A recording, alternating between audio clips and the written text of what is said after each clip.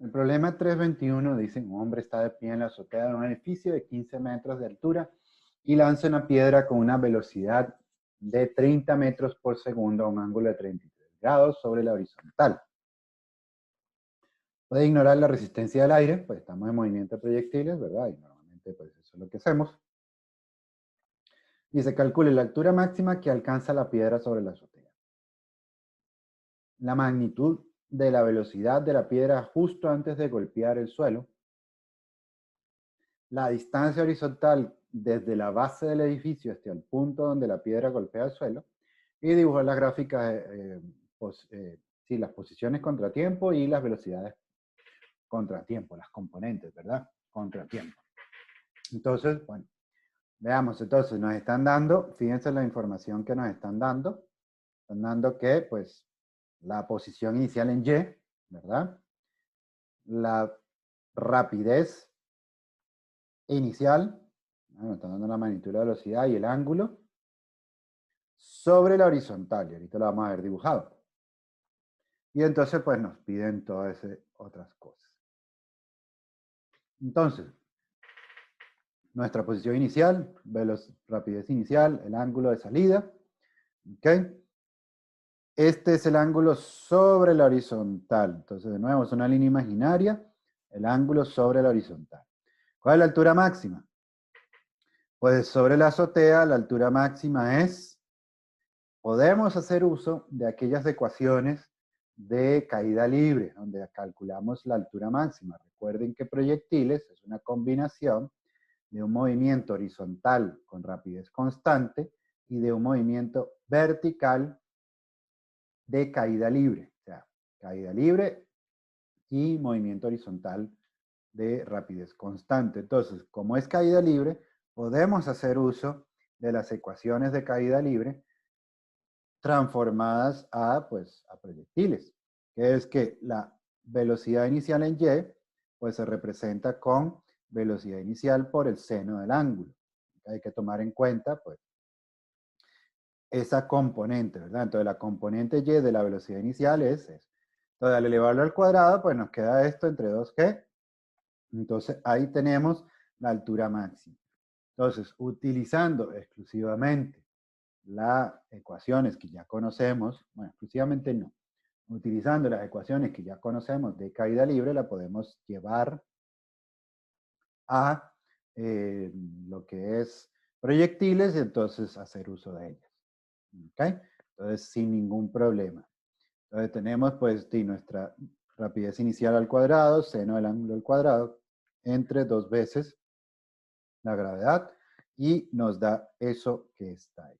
13,6 metros sobre la azotea, ¿verdad? O sea, la altura máxima se está midiendo sobre la azotea. ¿Ok? Si nos pidieran sobre el suelo, entonces tendríamos que sumar la altura a la que se encuentra, pero nos están pidiendo sobre la línea de la azotea. ¿Ok? Entonces son 13,6 sobre la línea de la azotea.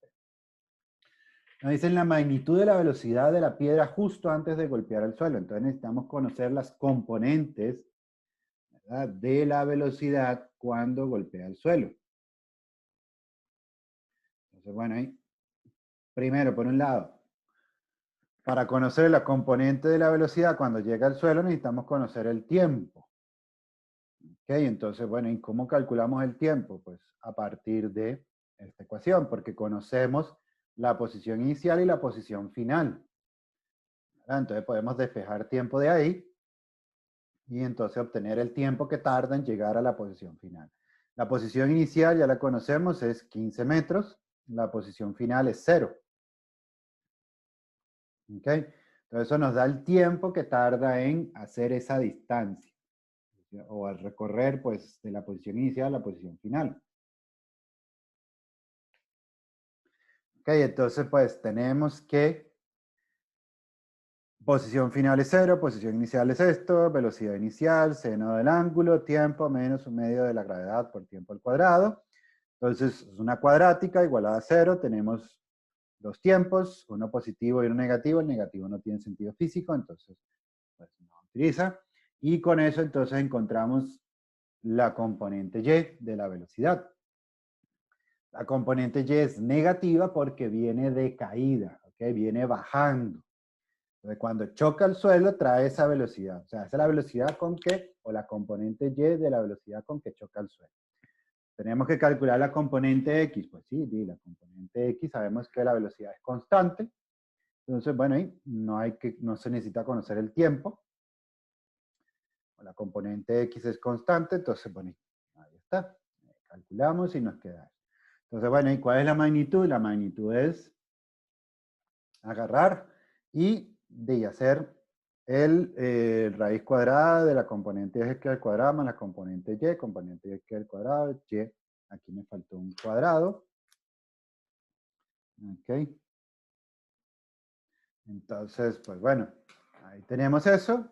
Y entonces, pues nos queda que la magnitud de la velocidad con que choca en el suelo es eso que está ahí, ¿verdad? Entonces, bueno, ahora, ¿cuál es la distancia horizontal de la base del edificio? Pues de utilizar la ecuación de X, ¿verdad? La ecuación de X y encontrar, pues, de sustituir el tiempo que ya habíamos calculado anteriormente, ¿verdad? Porque sabemos que choca, no llega al suelo en este tiempo, entonces, ¿cuánto recorre?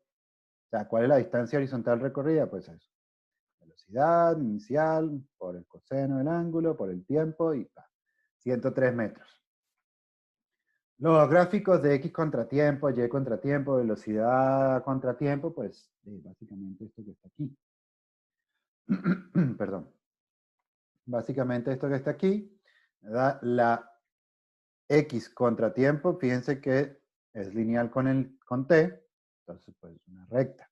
Parte de cero, ¿verdad? Y pues llega a estos 103 metros, si lo quieren poner de alguna manera, ¿verdad? La Y, pues Y es una parábola, es una cuadrática, ¿verdad? Es una cuadrática, una parábola negativa y parte de los 15 metros, que es donde está el edificio, llega hasta la altura máxima que hemos encontrado y pues llega a cero.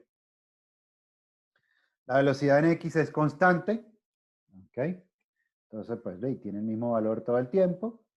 Y la velocidad en Y, pues, parte positiva, se hace cero cuando llega a la altura máxima y pues tiene un valor negativo ya cuando llega a tocar tierra, ¿verdad? Que es cuando choca. ¿Ok? Entonces, bueno, básicamente sería el problema 321.